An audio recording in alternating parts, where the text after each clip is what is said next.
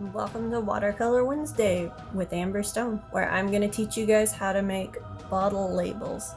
And this is the very first step. So you're going to need some hot water,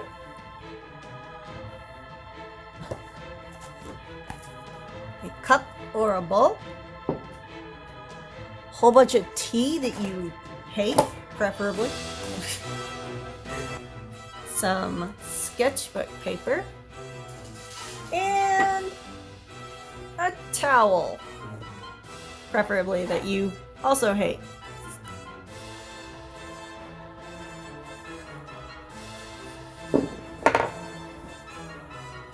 So first thing we're going to do is we're going to lay down our towel. You're also going to need some brushes that you kind of don't care about.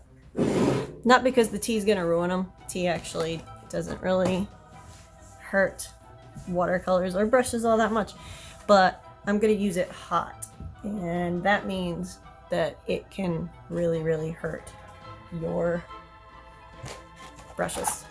So you're going to take however much tea you think it will work for something small.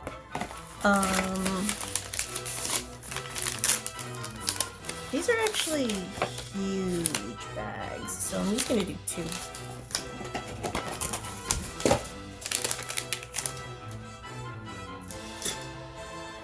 Now this is the quick and dirty method of doing this.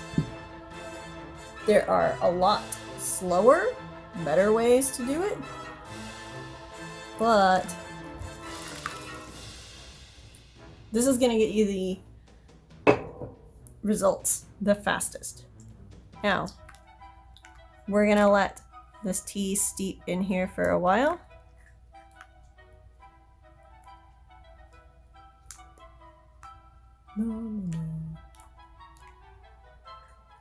Until we get it good and dark. These are actually iced tea bags, and so using the hot water is going to make them diffuse a lot faster,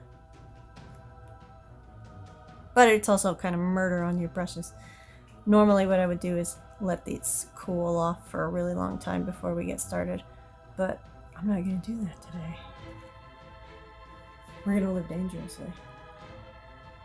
Now, tea's not going to hurt any of your other surfaces either, but this is going to be a mess. So, out of here, pumpkin. Alright, now you want to grab your sketchbook. I prefer these Strathmore recycled sketchbooks because the paper's really, there's spiders in there.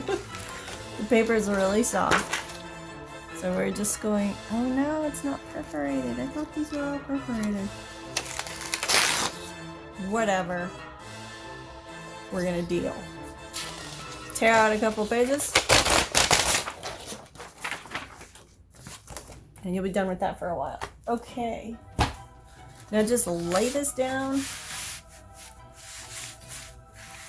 And like I said, this is the quick and dirty method. How I used to do this is you let it sit here in a pan of tea for literal days. But you're gonna get your brush wet. And again, make sure you're using the worst brushes known to humankind because you don't want to ruin a good one. This used to be a fair brush, but it's super old, so it's probably fine to do this with it.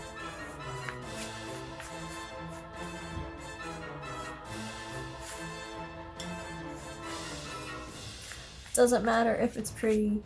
In fact, you don't really want it to be. Look, already it's getting a little different. You can take your brush, get it wet, and then just kind of plop.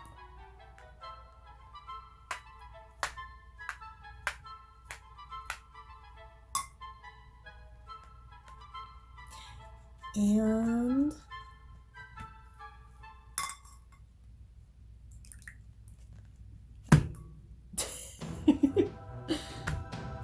this is kind of a fun project to do. If you want to make some messes.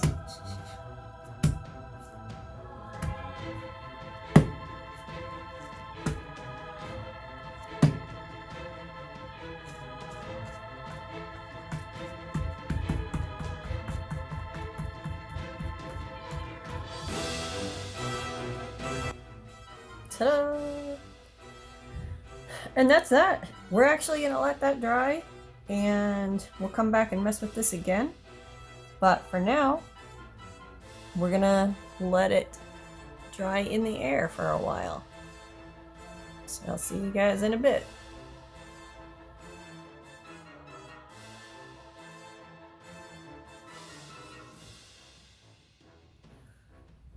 I'm super impatient, so I didn't wait as long as I should have. And we're gonna keep going on this bad boy. Alright, so you let it dry for a while, and then now we're gonna take one of these tea bags, and I'm just gonna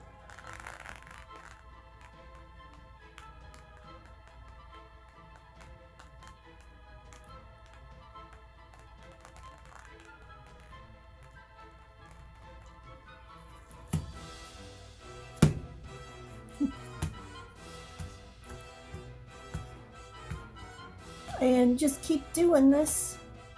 Whenever it's dry, just come in and make some new spots and stuff. And this is why you want to use a towel, as well as for some other stuff that we're gonna do near the end. So we're gonna let this dry again, and we'll probably do this a couple more times, but I'll show you the end of this process next. We're gonna have to wait another little while.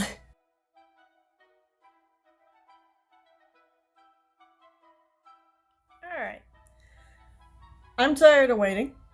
So what we're gonna do is I'm gonna show you how to finish this off. Now normally I would take a couple more passes at this, waiting until it was completely dry and then making a whole bunch of circles so that they don't spread out like this. But a nice even sheet like this is fun for some stuff too. And once you start drawing on one of these, you'll realize exactly how nice that actually feels. So you may want to keep one nice like this anyway. All right, so you always want to do this in an area where you have plenty of room. Since this is just a demo, I did not do that.